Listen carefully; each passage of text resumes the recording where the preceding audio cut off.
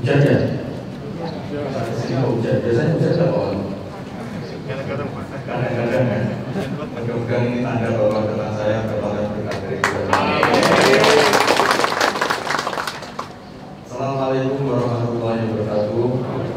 Selamat pagi, salam sejahtera untuk kita semua. Salam, Om Swastiastu, Namo Buddhaya, salam kebajikan.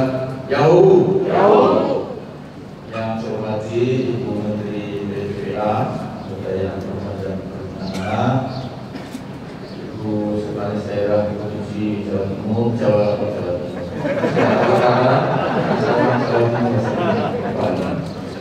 yang saya hormati Bapak Wakil Wali Kota Nias, Wali Kota Gunung Sitowi, Ketua Nias, Sumatera Utara, para pejabat perangkat daerah, organisasi perangkat daerah, Forkopimda, Perdadim, Pak Kapolres, para pejabat eselon 1 dari Kemenko PMK, dari Kementerian PPPA, dari Kementerian Kesehatan, dari Kemendikbud, dari Kementerian Desa, dan juga dari BKKBN. Ini lengkap ini, satu tim full tim kita kali untuk hubungan saya hanya memang untuk menterinya yang sudah berbeda karena menteri yang lain sangat punya tugas-tugas yang khusus yang tidak bisa ditinggalkan. Saya akan jelaskan sedikit tentang posisi Kemenko, Kementerian Koordinator. Jadi di dalam Kabinet Indonesia Maju, juga kabinet-kabinet sebelumnya itulah selalu ada Menko, Menteri Koordinator. Menteri Koordinator itu adalah bukan menteri teknis. Jadi Menteri Koordinator itu bukan menteri teknis yang mengurusi bidang-bidang khusus atau bidang tertentu. Fungsinya adalah untuk melakukan koordinasi, sinkronisasi, dan pengendalian atau KSP, koordinasi, sinkronisasi, pengendalian apa? Yaitu bidang-bidang program-program yang berhubungan dengan pembangunan manusia. Sekali lagi, jadi tugas Menko PMK itu mengkoordinasi, mensinkronkan, dan kemudian mengendalikan program-program yang ada kaitannya dengan pembangunan manusia. Di mana program-program itu? Program-program itu adalah berada di kementerian teknis. Karena itu ada beberapa kementerian yang berada di bawah koordinasi Menko PMK.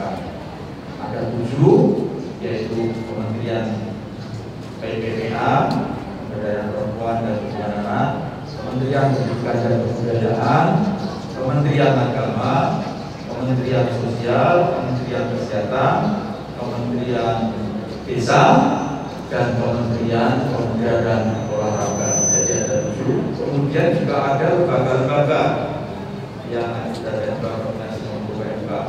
Programnya ya, jadi bukan menterinya.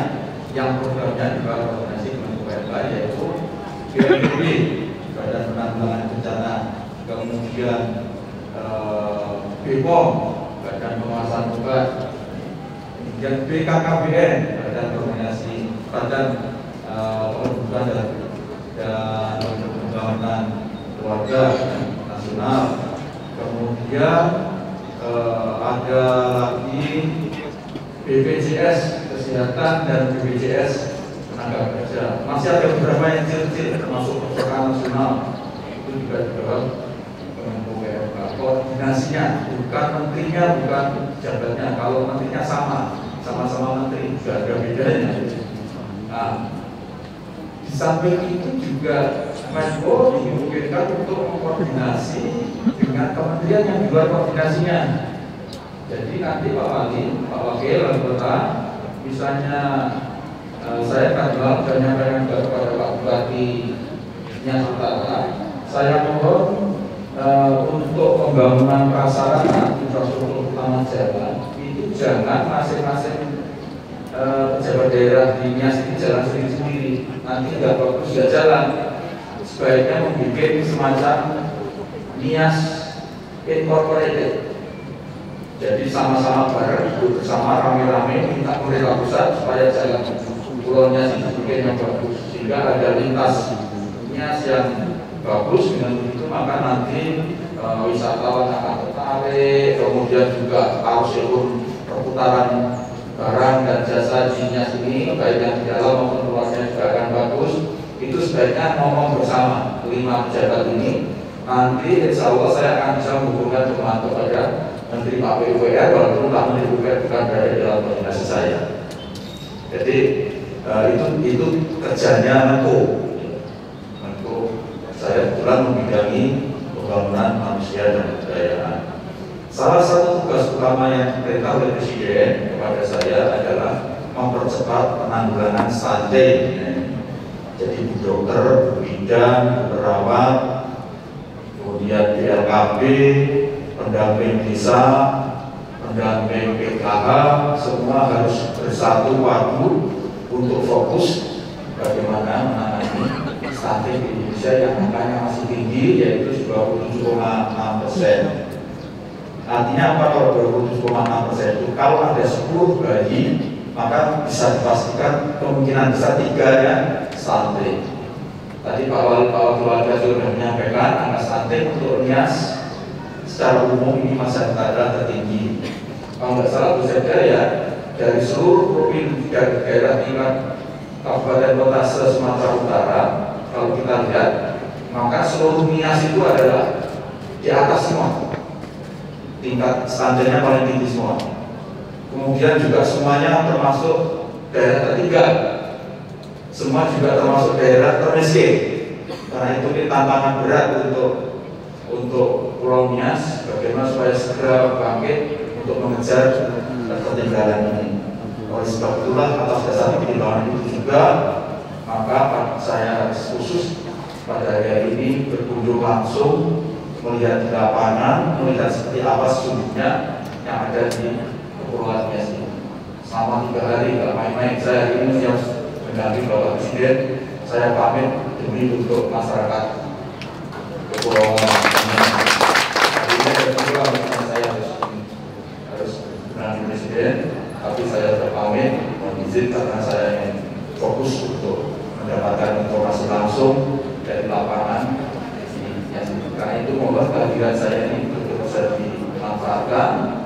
Apa sih yang perlu saya dengar, apa sih yang harus saya perhatikan. Tentu saja tidak semuanya mungkin saya bisa membawa ke Jakarta, tapi paling tidak bagian-bagian tertentu pasti akan saya usahakan, sehingga kehadiran saya ini betul ada manfaatnya. Dengan ditandai Pak Bupati sudah hujan ini, mudah-mudahan ada Tuhan memberkati Pulau Nias dan warganya. Saya kira itu mengantar saya dan nanti Menteri Bu PPPA, Pemberdayaan Perempuan dan Perlindungan Anak nanti bisa berikan penjelasan, karena stunting ini juga ada kaitan dengan masalah perlindungan anak. Perlindungan anak bukan hanya sekedar anak supaya tidak jauh dari kekerasan, tetapi sebetulnya melindungi anak juga termasuk pencegahan. Jangan sampai anak ini kemudian nanti lahir tidak bagus, kondisinya tidak sehat, dan itu punya risiko jangka panjang untuk pembangunan manusia Indonesia. Saya sedikit saja menjelaskan kenapa stunting ini sangat penting. Ada bidan, ada dokter di dalam pribadi saya. Stunting itu adalah bisa dibilang cacat lahir. Jadi stunting itu dimulai dari ketika berada di dalam kandungan, bukan hanya ketika sudah lahir. Ketika di dalam kandungan tidak tumbuh dengan baik, sudah nanti ukurannya menjadi stunting ketika lahir sangat tinggi. Karena itu pencegahan stunting itu dimulai dari pengantin malah justru.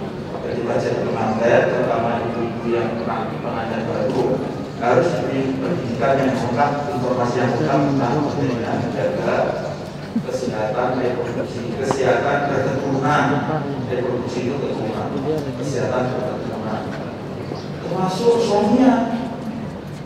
Teman-teman saya suami perokok, ini harus berjelasan bahwa tahu semuanya perokok berat dan rokoknya nggak teratur, nggak punya aturan, tidur sama istrinya juga perokok, maka istrinya jadi perokok pasif. Jadi asapnya yang dihisap oleh istrinya itu berfungsi jadi provokasi. Bahkan provokasi itu risikonya lebih berat dibanding perokok aktif. Kenapa? Kalau perokok aktif itu harus disedot kan? Nah kalau provokasi dari disedot, nggak tahu kalau dia nyedot, maka dia tidak dibul lagi. Nah, ibu yang sedang hamil kemudian banyak nyedot asap rokoknya suami, maka itu berpengaruh terhadap janin, terhadap kakak bayi yang ada di dalam rahimnya, dan salah satunya bisa menjadi juga stunting. Nah, itu saya minta ini juga berjasa kepada suami-suami, jangan sampai berpikir bahwa soal sehat tidaknya bayi urusannya istri, tidak betul itu. Daripada uangnya dipakai beli rokok, kemudian diberikan vitamin, diberikan makanan yang bergizi untuk istrinya yang sedang hamil agar anak-anaknya itu sehat, betul-betul bisa bermanfaat untuk keluarga dan kepentingan bangsa ini. Bapak Ibu sekalian, stunting itu secara fisik memang ukurannya pendek, panjang dada dan berat dada, ya. Tapi sebetulnya tidak sekedar itu. Stunting itu ini ya berkaitan dengan otak. Jadi kalau anak yang kena stunting dan tidak segera ditangani, maka perkembangan otaknya akan terganggu. Kalau perkembangan otaknya terganggu, maka dia tidak akan bisa tumbuh secara normal. Nanti kecerdasannya tidak bisa tumbuh secara